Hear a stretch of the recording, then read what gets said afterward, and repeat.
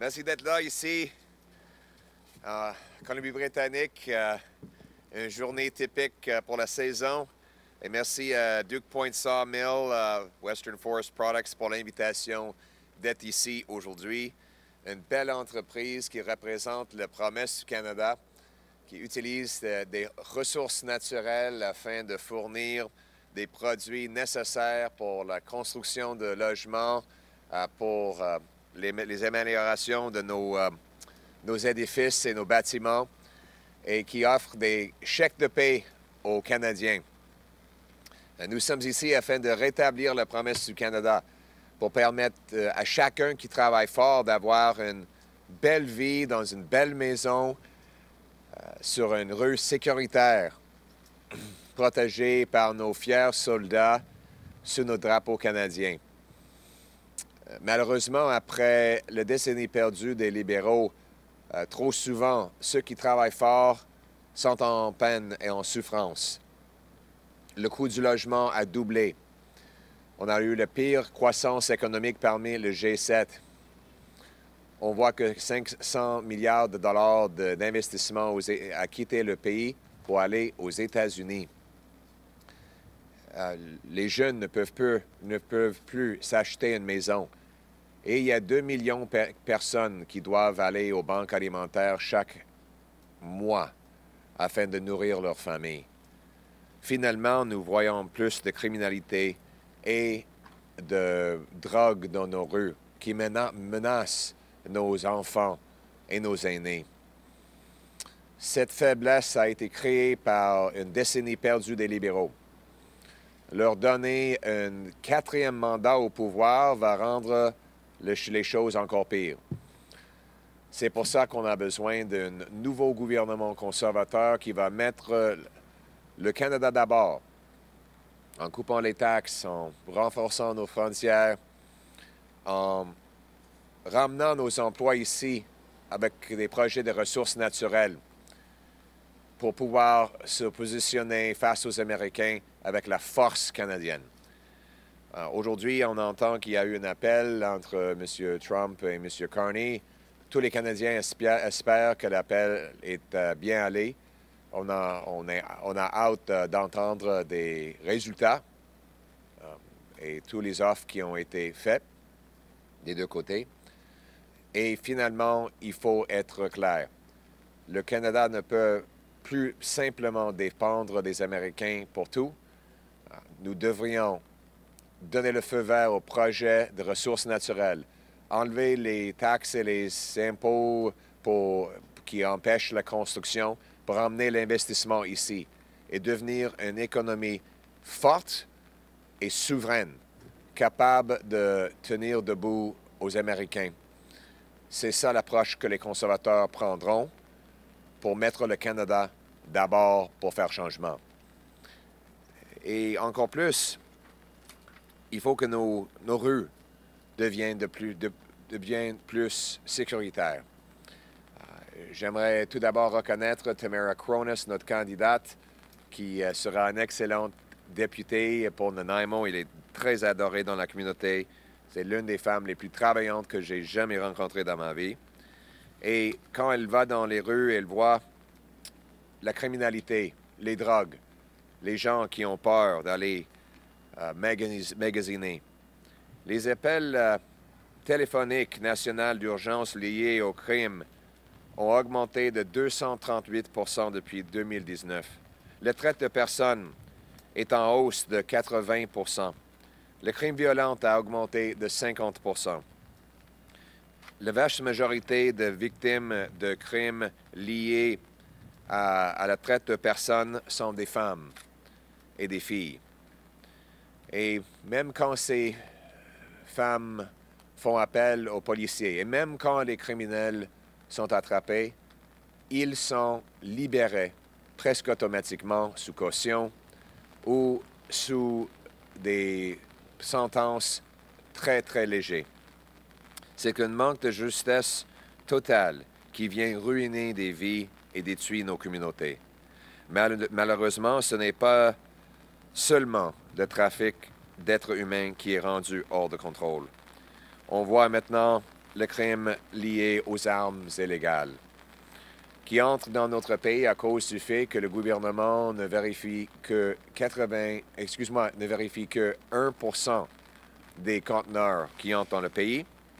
Et encore, les libéraux ont annulé la loi, les peines obligatoires pour les crimes faits avec les armes. Maintenant, les criminels qui vendent des armes illégalement peuvent faire leur sentence dans leur salon en regardant Netflix. C'est ça qu'on appelle les peines Netflix. Ils sont libérés presque automatiquement dans les rues sous caution. Et encore pire, les ventes de fentanyl tuent nos enfants. 50 000 Canadiens sont morts des surdoses depuis les 10 dernières années des libéraux. C'est plus de gens qu'on a perdus pendant la Seconde Guerre mondiale.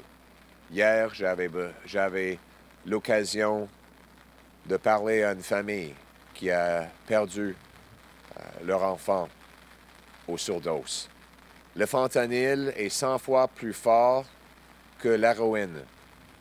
40 mg de fentanyl, c'est assez pour tuer 20 personnes. Juste l'automne dernier, ici à Nanaimo, la police a fait une découverte choquante. 2 criminels utilisaient un soi-disant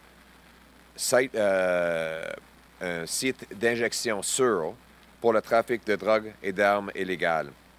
Sur place, les policiers ont saisi un pistolet chargé, 245 grammes de méthamphétamine présumée, 230 grammes de cocaïne présumée et 45 grammes de fentanyl présumé. Une enquête approfondie a amené les agents à un mortel tout proche, où ils ont trouvé 640 grammes de méthamphétamine présumée, encore plus de cocaïne et de fentanyl. La police a également saisi d'autres armes à feu, dont 2 armes illégales.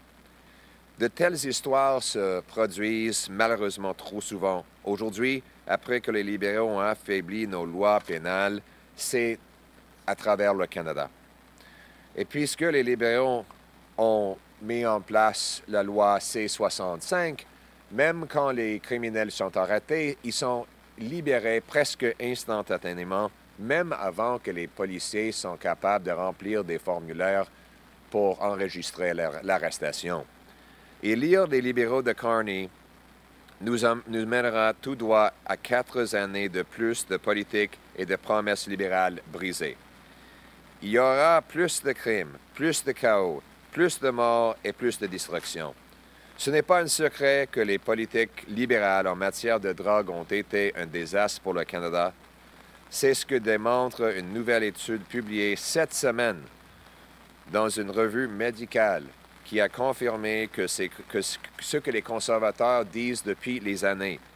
Sous les libéraux de Trudeau-Carney et leur ami le maire de Vancouver, Gregor Robertson, qui est maintenant candidat libéral pour devenir ministre libéral, des expériences dangereuses comme la décriminalisation des drogues et les soi-disant approvisionnements sûrs ont inondé nos rues avec d'opioïdes dangereux.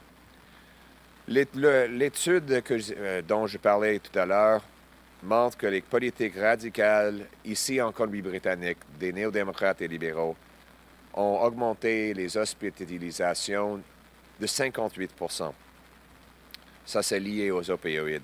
Les polices de Vancouver disent que la moitié des saisies d'hydromorphone proviennent des drogues détournées du programme gouvernemental, donc financé par des contribuables. Vous savez, c'est bien quand les experts finissent par comprendre ce qui est évident à tout le monde. Mais toute personne avec un peu de gros bon sens aurait pu dire la même chose auparavant. Mais il n'y a pas beaucoup de gros bon sens dans le gouvernement libéral actuellement. Les mêmes libéraux, les mêmes députés libéraux, les mêmes ministres libéraux les mêmes stratèges libéraux et les mêmes politiques libérales seront en place encore si les libéraux sont réélus pour une 4e fois. Et on ne peut pas s'attendre à ce que M. Carr n'y change rien, lui qui a dit que le fentanyl n'est pas une crise ici au Canada. Un 4e mandat libéral sous un premier ministre faible comme Mark Carney va donner les mêmes politiques libérales pro-criminelles, pro-drogue, qui causeraient plus de chaos dans nos rues. Quand je deviendrai premier ministre, on va changer des choses pour mettre le Canada et les Canadiens respectueux de la loi en premier. C'est pourquoi j'annonce aujourd'hui que je vais mettre la sécurité des Canadiens d'abord pour faire changement. Et je vais m'assurer que les monstres les plus dangereux sont retirés de nos rues. Un gouvernement conservateur va imposer des peines de prison à vie dans les cas graves liés au fentanyl, à la contrebande d'armes et à la traite de personnes. Premièrement, si un criminel est reconnu coupable de 5 chefs d'accusation ou plus de trafic de personnes, il aura une peine de vie. Deuxièmement, toute personne reconnue coupable de 5 chefs d'accusation pour le trafic de personnes, prison à vie. Troisièmement, toute personne reconnue coupable de trafic de fentanyl, prison à vie également. Mais un gouvernement conservateur va d'abord aller plus loin. On va mettre fin à la remise en liberté sous caution automatique pour toute personne accusée de trafic de personnes. On va renforcer nos lois sur le trafic de personnes pour que les procureurs n'aient plus à prouver que les trafiquants ont utilisé la peur ou l'intimidation. Croyez-moi, si vous exploitez et terrorisez les innocents, vous allez en prison et vous allez rester là. Si les Canadiens élisent les conservateurs, on va mettre les monstres en prison pour toujours. Fini les peines libérales faibles, fini le système d'injustice libérale à porte tournante. Nous ramènerons des lois plus strictes pour des rues plus sécuritaires, pour restaurer le Canada que nous connaissons et que nous aimons. Après une décennie perdue des libérales, la vie est plus dangereuse que jamais.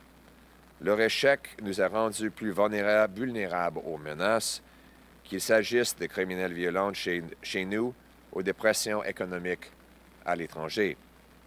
Un gouvernement qui ne peut plus protéger ses citoyennes ne peut pas rester en place.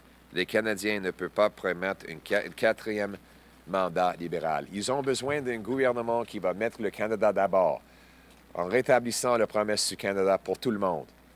Notre promesse, c'est de couper les impôts de 15 % pour rendre le travail payant. Éliminer pour vrai et pour tout le taxe carbone. Enlever le TPS sur les nouvelles maisons et inciter des municipalités d'accélérer la construction pour permettre à nos jeunes d'avoir un chez eux encore.